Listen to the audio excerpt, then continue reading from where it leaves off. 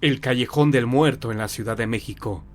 Corría el año de 1600 y a la capital de la Nueva España continuaban llegando mercaderes, aventureros y no pocos felones, gente de rompe y rasga que venían al Nuevo Mundo con el fin de enriquecerse como lo habían hecho los conquistadores. Uno de esos hombres que llegaba a la capital de la Nueva España con el fin de dedicarse al comercio fue don Tristán de Alcúcer, que tenía un negocio de víveres y géneros en las islas Filipinas, pero ya por falta de buen negocio o por querer abrirle buen camino en la capital a su hijo, arribó cierto día de aquel año a la ciudad. Después de recorrer algunos barrios de la antigua Tenochtitlán, don Tristán de Alcúcer se fue a radicar en una casa de medianía allá por el rumbo de Tlatelolco, y ahí mismo instaló su comercio que atendía con la ayuda de su hijo, el cual tenía el mismo nombre, un recio mocetón de buen talante y alegre carácter.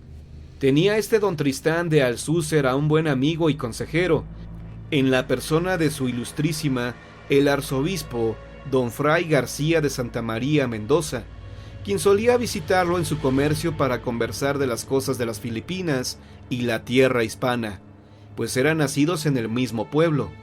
Ahí platicaban al sabor de un buen vino y de los relatos que de las islas del Pacífico contaba el comerciante. Todo iba viento en popa en el comercio, que el tal don Tristán decidió ampliar y darle variedad, para lo cual envió a su joven hijo a la villa rica de la Veracruz y a las costas malsanas de la región de Mas, al suroeste. Quiso la mala suerte que enfermara a Tristán chico, y llegara a tal grado su enfermedad que se temió por su vida. Así lo dijeron los mensajeros que informaron a don Tristán que era imposible trasladar al enfermo en el estado en que se hallaba, y que sería cosa de medicinas adecuadas y de un milagro para que el joven enfermo se salvara. Henchido de dolor por la enfermedad de su hijo y temiendo que muriera, don Tristán de Alcúcer se arrodilló ante la imagen de la Virgen y prometió ir caminando hasta el santuario del Cerrito si su hijo se aliviaba y podía regresar a su lado. Semanas más tarde el muchacho entraba a la casa de su padre, pálido, convaleciente, pero vivo, y su padre feliz lo estrechó entre sus brazos. Vinieron tiempos de bonanza.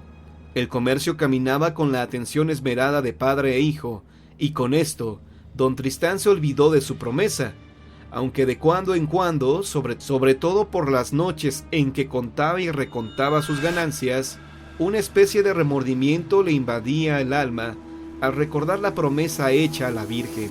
Al fin, un día envolvió cuidadosamente un par de botellas de buen vino y se fue a visitar a su amigo y consejero, el arzobispo García de Santa María Mendoza, para hablarle de sus remordimientos, de la falta de cumplimiento a la promesa hecha a la Virgen, de lo que sería conveniente hacer, ya que de todos modos le había dado las gracias a la Virgen rezando por el alivio de su vástago. «Bastará con eso», dijo el prelado. «Si habéis rezado a la Virgen dándole las gracias, pienso que no hay necesidad de cumplir lo prometido». Don Tristán de Alcúcer salió de la casa arzobispal muy complacido. Volvió a su casa, al trabajo y al olvido de aquella promesa de la cual lo había relevado el arzobispo. Mas he aquí que un día, apenas amanecía la mañana, el arzobispo Fray García de Santa María iba por la calle de la Misericordia, cuando se topó a su viejo amigo don Tristán de Alcúcer, el cual aparecía ojeroso, cadavérico, y con una túnica blanca que lo envolvía. Caminaba rezando con una vela encendida en la mano derecha, mientras su enflaquecida siniestra descansaba sobre su pecho. El arzobispo le reconoció enseguida, y aunque estaba más pálido y delgado que la última vez que se habían visto, se acercó para preguntarle: «¿A dónde vais a estas horas, amigo Tristán Alcúcer?» «A cumplir con la promesa de ir a darle gracias a la Virgen», respondió con voz cascada, hueca y tenebrosa, el comerciante llegado de las Filipinas. No dijo más, y el prelado lo miró extrañado de pagar la manda. aun cuando él lo había relevado de tal obligación. Esa noche el arzobispo decidió ir a visitar a su amigo, para pedirle que le explicara el motivo por el cual había decidido ir a pagar la manda hasta el santuario de la Virgen en el lejano cerrito, y lo encontró tendido, muerto, acostado entre 4 cirios, mientras su joven hijo Tristán lloraba ante el cadáver con gran pena. Con mucho asombro, el prelado vio que el sudario con que habían envuelto al muerto era idéntico al que le viera vestir esa mañana, y que la vela que sostenían sus agarrotados dedos también era la misma. «Mi padre murió al amanecer», dijo el hijo entre lloros y gemidos dolorosos. «Pero antes dijo que debía pagar no sé qué promesa a la Virgen. Oh, mi padre». Esto acabó de comprobar al arzobispo que don Tristán Alcúcer estaba muerto ya cuando dijo haberlo encontrado por la calle de la Misericordia. En el ánimo del prelado se prendió la duda, la culpa de que aquella alma hubiera vuelto al mundo para pagar una promesa que él le había dicho que no era necesario cumplir.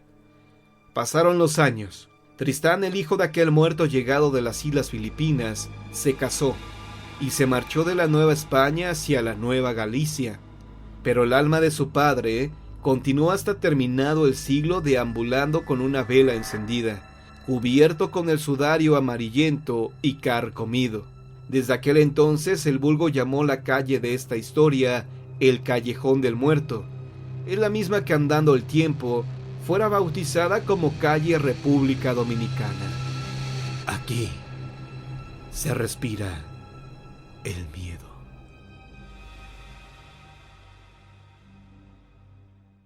La leyenda de las Tlahuelpuchis, las mujeres vampiro de Tlaxcala. Crédito de Daniel Parada. Seguramente has escuchado decir que algún vecino se lo ha chupado la bruja.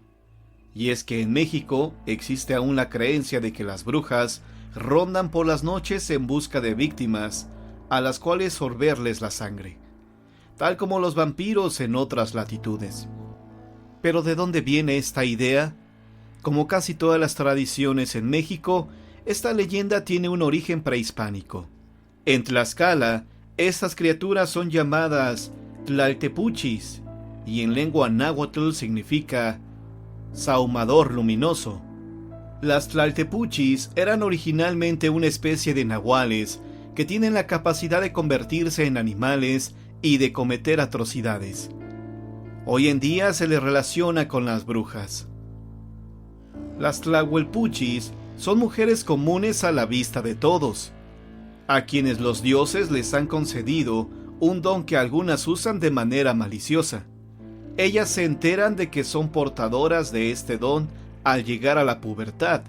Ahí es cuando entran en contacto con el potencial de sus poderes. Con el tiempo y la práctica, lograrán desarrollarlos por completo, hasta finalmente dominar la técnica de convertirse en animales. Se dice que una vez que logran tomar la forma de un animal, se desprende de ellas una luminosidad que advierte su presencia. Aún hoy en día, se puede oír el testimonio de muchas personas que dicen que han visto aquellas luces alejarse y acercarse. Las Tlahuelpuchis son territoriales, y a diferencia de las brujas en otros lados del mundo, ellas no conviven ni trabajan en grupos. Se reconocen unas a otras aun cuando presenten su forma humana y guardan su distancia respetando el territorio de cada una, pues son sumamente agresivas. Únicamente se tienden la mano cuando existe un peligro común que en solitario no pueden sortear. Las Tlahuelpuchis no atacan jamás a sus familiares, solo si el secreto de su existencia es revelado por algún pariente a otras personas. Las Tlahuelpuchis se alimentan de sangre humana, pero por sobre todas las sangres prefieren la de los niños pequeños, quienes son sus víctimas favoritas y a quienes acechan en forma de animal, o si la situación así lo exige, en forma de neblina que se filtra por puertas y ventanas.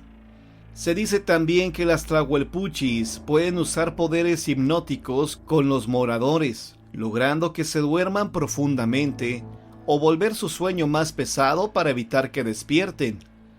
Para tal propósito echan su fétido vaho a la cara de los infortunados. Hay que tener mucho cuidado cuanto más frío y lluvioso sea el clima, pues es entonces cuando más ganas tienen las tlahuelpuchis de buscar víctimas recién nacidas. Una vez dormidos los bebés, las tlahuelpuchis se convierten en mujeres. Chupan al infante y salen presurosas de la casa. Cuando los padres de la criatura se despiertan, se dan cuenta que el pequeño presenta moretones en el pecho, la espalda y el cuello. A veces, cuando una persona está bajo la hipnosis, pierde el juicio y se aventura a caminar sin tener conciencia del lugar por donde transita, llegando a cometer un suicidio. Los poderes de las tlahuelpuchis son intransferibles, no se los pueden pasar a ninguna persona ni se heredan, pero si una de ellas llega a ser asesinada, el criminal será convertido en tlahuelpuchi. Se dice que las tlahuelpuchis les gusta chupar la sangre de los bebés y de los niños porque en esa edad la sangre es más deliciosa. Generalmente la aparición de las tlahuelpuchis sucede entre la medianoche y las 4 de la madrugada. Para llevar a cabo el ritual de transformación, las tlahuelpuchis preparan en el fogón de su hogar, con madera de capulín, al que agregan raíces de agave, copal y hojas secas de soaupatle. Una vez listo el fuego de las mujeres, caminan sobre él 3 veces de norte a sur y de este a oeste. Después se sienten en dirección al hogar donde habita su víctima, mientras que de su cuerpo se desprenden las extremidades. Se las puede ahuyentar colocando una cajita de agujas, un cuchillo, alfileres, un trozo de metal brillante o unas tijeras abiertas debajo del petate o de la cuna de los niños, pues se sabe que las brujas detestan el metal. Un espejo cerca de la puerta también ayudaría, y una cubeta de agua es un repelente contra su presencia. Sin embargo, los tlaxcaltecas creen que lo más efectivo para alejar a las mujeres chupadoras es envolver dientes de ajo en una tortilla, la que se coloca sobre el pecho del bebé, o bien esparcir pedazos de cebolla alrededor de su cuna. Antiguamente, cuando se descubría una mujer tlahuelpuchi en una comunidad, se le sometía a juicio popular y se le ejecutaba sin más trámite. La leyenda urbana dice que la última ejecución de una tlahuelpuchi ocurrió en Tlaxcala en el año de 1973. Hace tan poco tiempo que el miedo aún no desaparece.